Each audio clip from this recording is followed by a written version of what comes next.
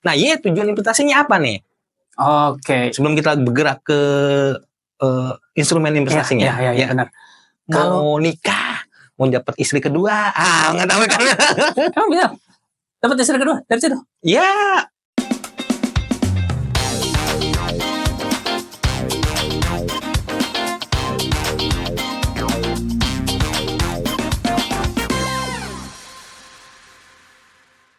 Berita SWA online, OJK edukasi Gen Z kelola keuangan.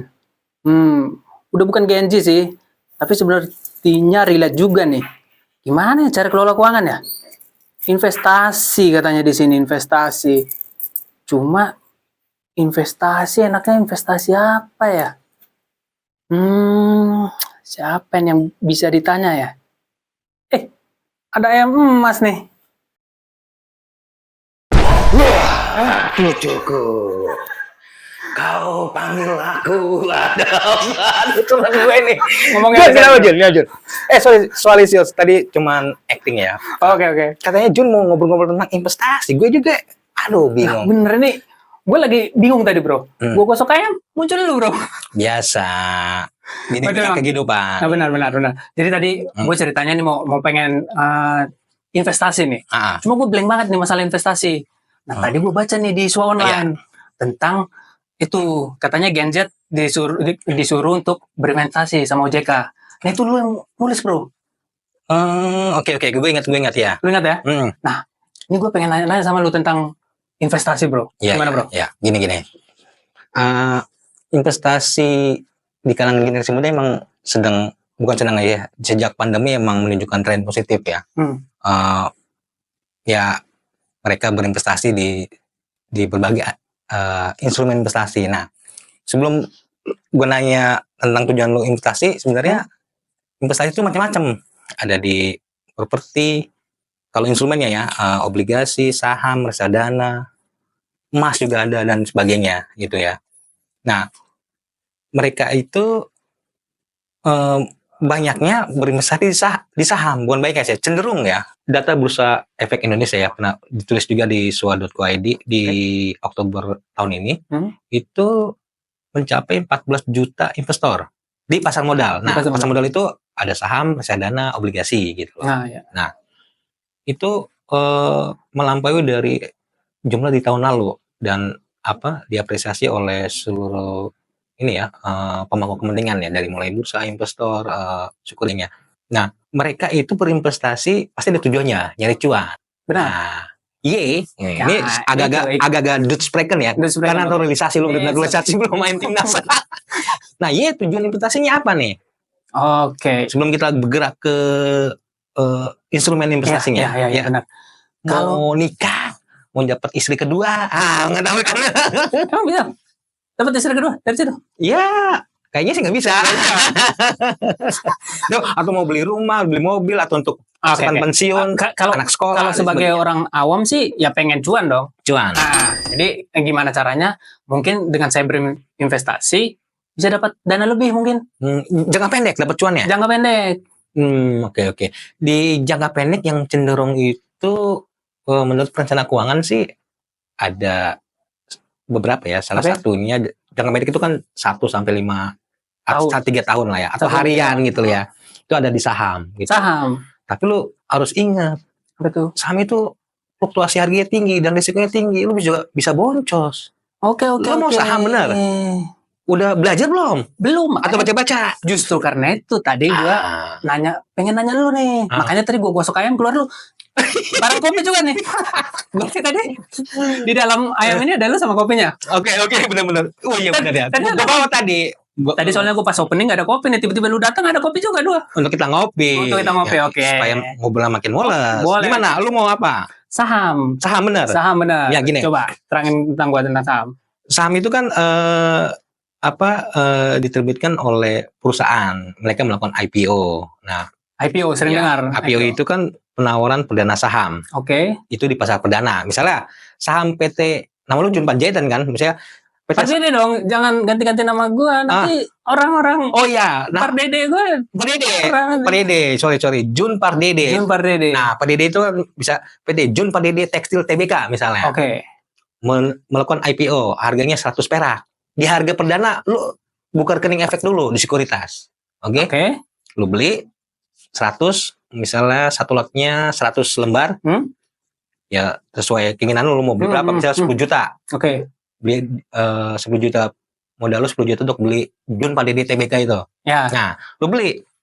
Pas besoknya IPO, harga naik, terus lu langsung lu jual semuanya. Lu dapat cuan di hari itu juga. Misalnya harganya naik di 120 perak. Oke. Nah, lu langsung dapat kan hari itu juga.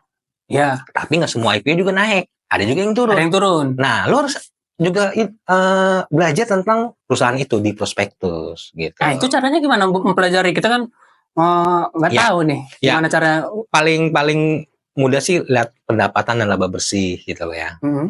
Kalau perusahaan yang mencetak laba kan lu bisa ngebayangin bisa dapat dividen kan. Gitu. Dividen itu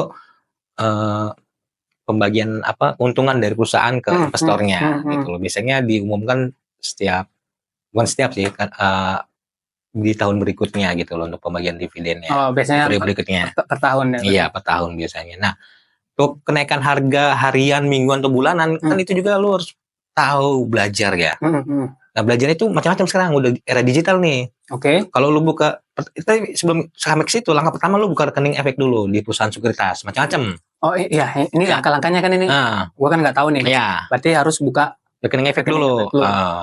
Namanya nanti ada RDN, rekening dana nasabah. Di perusahaan misalnya kita sebut perusahaan Jun Sekuritas. Nah, lu buka di perusahaan itu, nanti lu dapat RDN dan SID, Single Investor Identification. Oh, berarti semua itu kalau kita mau beli saham apa aja harus register dulu di register, Bu.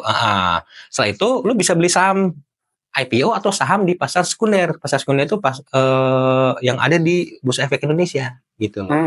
Sekarang udah nyampe, udah banyak lah begitu loh. Nah, saran dari perencana keuangan atau dari investor kawakan, lu harus mempelajari fundamentalnya.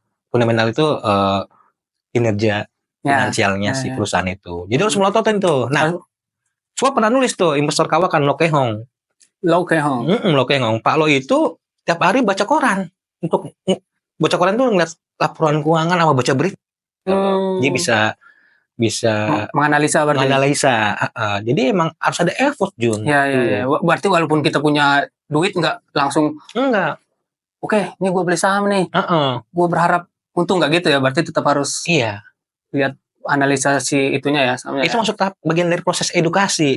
Lu mau melatih diri sendiri gitu loh. Ya. Dan itu berproses terus gitu loh. Nah, macam-macam ya sumbernya, bisa lihat di prospektus, laporan keuangan di websitenya, gitu loh. Kan itu ada nanti websitenya laporan tahunan, laporan keuangan gitu loh. Kalau dulu lihatnya harus di koran, sekarang udah bisa. Digital ya. Bisa digital ya kan? Lebih enak ya sebenarnya untuk mempelajari si itunya. Tentang perusahaannya itu. Ya, Jun Pak Dede TBK itu bikin kue pancong, penjualannya 1 miliar, naik 50% dibandingkan tahun lalu. Orang-orang pada beli, wajar karena ada ekspektasi. Investor. Ekspektasi bisa dapat dividen. Gitu. Jadi akhirnya transaksinya makin atraktif tuh. PT Jun Pak Dede TBK karena jual pancong, banyak yang beli gitu kan. Ya, misalnya gitu ya. Ya. Itu bisa naik tuh.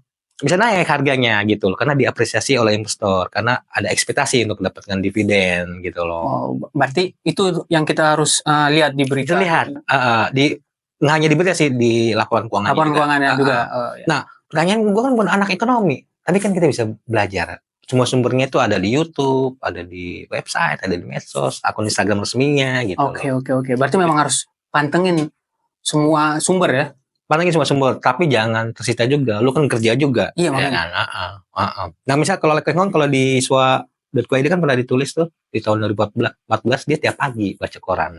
Oh gitu. Masing-masing punya gaya sendiri ya. Kalau Pak Lo itu bacanya nanti lihat di swa.co.id tahun 2014 itu Pak Lo cerita sama jurnalis SWA bahwa dia tiap pagi menunya adalah koran-koran ekonomi bisnis untuk baca berita dan laporan. Laporan. Iya, laporan keuangan. Sarapan paginya laporan. Iya. Tapi sekarang kan udah digital, enak kan? Mana-mana kan.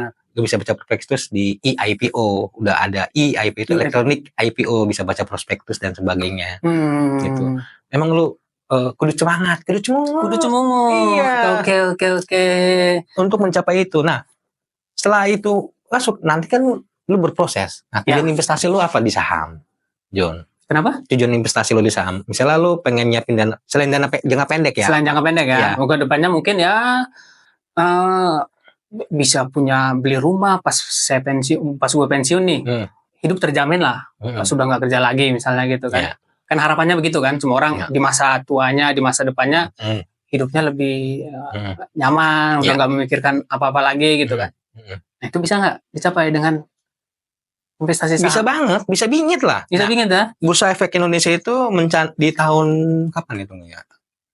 Koreksi kalau gue salah, di tahun lalu atau tahun ini ya, mencanangkan, yuk nabung saham. Yuk nabung saham. Nah, yuk nabung saham itu, lu rutin beli saham di harga berapapun, saham-saham yang bagus ya, misalnya saham yang FI45 misalnya gitu ya, kinerja fundamentalnya bagus, untuk mencapai target investasi dari setiap investor. Misalnya kalau lo gitu ya, lo pengen pensiun, oke.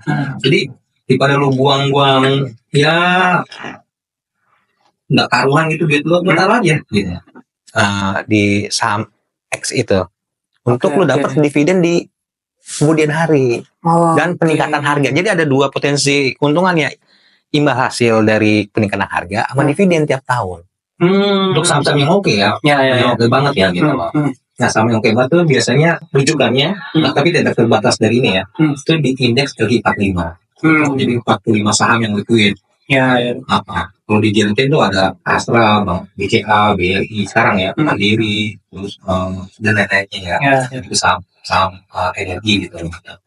Lu pilih salah satunya, tapi ya basisnya lu dari lu sendiri ngelihat laporan keuangan, kinerja bisnis mereka dan sebagainya gitu. Jadi lu untuk jangka panjang tuh tabung. Kalau lu nggak kerja pensiun, lu bisa dapat dividen. Itu kalau jangka panjang ya. Nah, kalau jangka pendek lu bisa trading harian. Gitu. Trading harian gimana tuh yang trading harian? Nah, sebelum masuk ke situ ya, perencana keuangan yang diwawancara oleh Swa.id mengusulkan pola 50, 30, dan 20 dari jumlah 100% pendapatan lo per bulan. Per bulan. Nah, apa artinya? 50% untuk digunakan kebutuhan sehari-hari. 30 untuk self reward lo ya. Lo bisa hangout, ngopi bareng. Nah, 20% untuk tabungan atau investasi. Nah, tabungan atau investasi. Terkait dengan saham, 20% dari tabungan lo. Misalnya lo gaji 10 juta. 2 jutanya lo buang ke buang ke saham tuh, nabung saham. Tiap hari, tiap bulan. Sampai kalau setahun kan asumsi ya 2 juta per bulan dikali 12 24 juta. Kali 10 tahun 240 juta kan. Tapi ada kasus juga nih misalnya nih. Beli saham. Soalnya yang bisa gue sisihin masih dikit nih. Itu harus nunggu kita punya pendapatan banyak atau ya udah mulai aja. Yang kecil juga kecil ada saham. Gaskan juga udah mulai muda. Sekarang 1 lot 100 lembar. Kalau dulu tuh 1 lot 500 lembar. Berarti lebih terjangkau ya buat itunya ya, buat kita. Kalau bahasa kerennya investor retail ya lebih terjangkau. Orang kayak lu tuh investor retail disebutnya. Investor retail. Iya, retail. Itu lebih terjangkau dibeli gitu. Berarti sebenarnya siapapun bisa beli saham sebenarnya. Siapapun, sampai aki-aki pun bisa beli saham. Pokoknya dia harus buka rekening efek dulu di perusahaan sekuritas yang tadi. Ya. Berarti dia bisa jual beli saham. Jadi semua aktivitas jual beli ada di situ. Kita harus register dulu. Iya. Oke. Jadi lu pengen beli saham, memang pengen hidup sejahtera gitu ceritanya. Hah? Ya tiap orang dong. Lo sejahtera sih lo. Iya nggak sih? Iya benar. Ya, kan? Emang udah khawatir lo sekarang? Khawatir sih enggak, cuma sebagai manusia anak muda yang kita kan tetap nggak bisa ya oke lah sekarang zamannya orang bilang, anak muda bilang FOMO kan. Cuma kan kita tetap harus memikirkan masa depan juga kan. Iya. Nah, OJK atau Otoritas Jasa Keuangan mewanti-wanti para investor muda ya. Misalnya Ibu Friederike Widyasari Dewi yang salah satu kepala bos di OJK yang tentang literasi dan edukasi, dia mengimbau investor muda atau generasi muda supaya tidak FOMO, fear of missing out, atau YOLO, you only live once. Ya, kan sekarang anak muda biasanya seperti itu kan. Iya, nah itu pernah dikupas di SWA Online, himbauan dari Bu Frederica. Kita manggilnya, awak media manggilnya Mbak Kiki. Nah, Mbak Kiki bilang jangan sampai FOMO, YOLO dan sebagainya lah yang ikut-ikutan gitu loh. Nah, gue berharap Jun tuh nggak ikut-ikutan. Nggak hanya sekedar ikutan ya gitu ya. Nggak hanya sekedar ikutan, Jun juga harus punya upaya untuk melatih, menempa keterampilan menganalisa dan sebagainya. Walaupun belum bikin pusing apa-apa. Kalau mau pusing itu tanda bagus bahwa lu belum ngerti. Berarti pengen tahunya ada.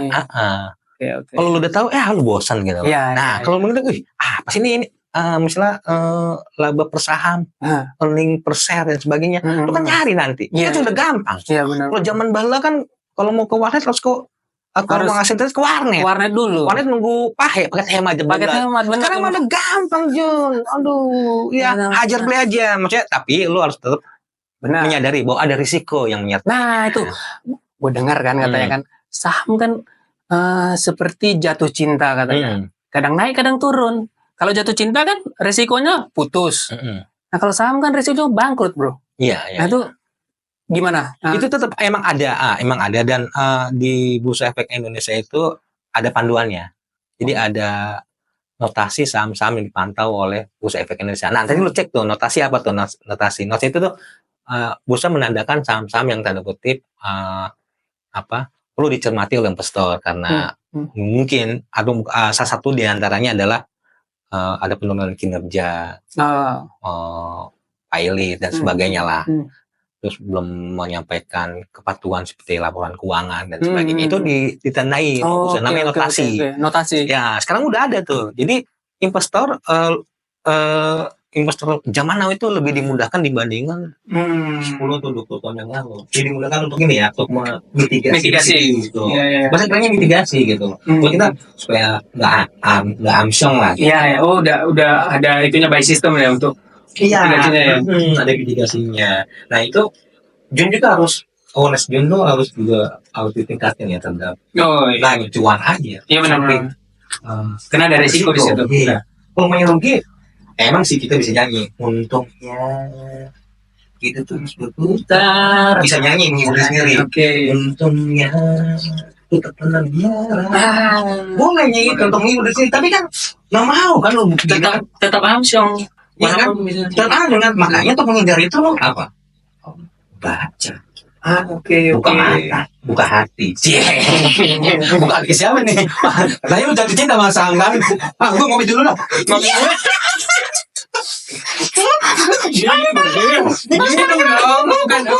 Bukan termenuknya bro. Aduh, bisa aja. Aduh. Oh gitu bro. Juga ya ngomong tentang sahamnya. Tapi enak kan saham. Benar. Tapi gimana? Ya ini kan Bung Vicky sih, kayak pandit-pandit. Bung Vicky ini kan itu kan, maksudnya jurnalis yang sering menulis tentang saham. Enggak tentang saham, tapi tentang seputar investasi lah. Investasi. Nah, itu pengaruh berita ada nggak sih ke naik turunnya saham? Misalnya pas diberitain ada perusahaan yang lagi naik atau lagi turun malah, nah itu sahamnya jadi anjlok. Pengaruh berita sekuat apa gitu?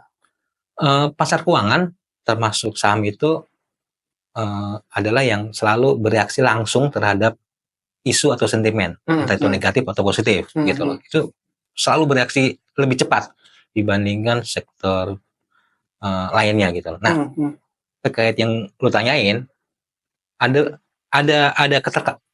relatif ya, atau cenderung ada keterkaitan antara informasi di publik dengan fluktuasi harga suatu saham. Misalnya ada pengumuman dari perusahaan atau emiten disebutnya untuk melakukan aksi korporasi.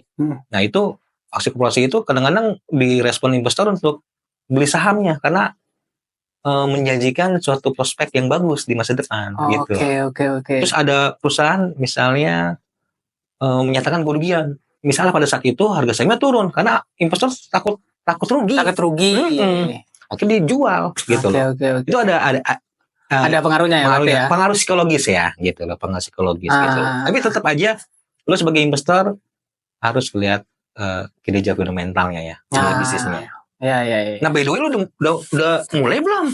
Belum bro, kan justru karena itu gue nanya lu ini biar gue apa ini sebelum gue mau mulai, gue nggak mungkin dong langsung terjun tanpa gue tahu apa-apa. Makanya lu jatuh cinta sama saham. Harusnya lu mulai PDKT dong. PDKT nih, berarti gue PDKT, mulai aja dulu. Iya, tapi ingat tetap harus meningkatkan literasi dulu dan edukasi. Iya, untuk lo sendiri gitu. Buat gue sendiri. Iya. Mungkin ada teman-teman di luar sana juga ya. Juga hebat teman-teman yang pengalaman, udah bertahun-tahun. Oke. Atau masa pandemi itu mereka udah pengalaman investasi tuh kayak. Gue tanya. Suruh penjuru mata angin. Berarti circle gue harus yang tentang saham-saham nih. Enggak juga sih. Enggak juga. Jangan lu batasin ke situ. Siapa tahu kan. Yang dibatasi adalah angkara murka. Ya kan? Oke bro. Jadi mulai aja dulu ya. Mulai aja dulu. Oke. Baik. Mulai aja dulu. Tuh teman-teman semua. Mulai aja dulu kata Bung Vicky. Oke. Ini mau balik ke ayam lagi apa gimana bro? Aku balik dulu ke ayam ya. Balik ke ayam ya? Aku udah ada panggilan. Gue usah balik ke ayam lagi bro. Iya. Gue closing aja. Oke. Ini karena kita ngomongin saham, berarti closingannya saham sampai jumpa lagi.